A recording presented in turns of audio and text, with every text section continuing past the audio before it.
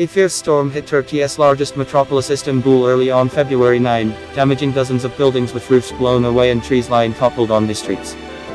Fierce storms hit Istanbul's districts on the European side, including Sultangazi, Bakırköy, Bağcılar, Beyoğlu, Kağıthane, Bayrampaşa and Esenler districts. Trees on the streets were felled, many cars were damaged.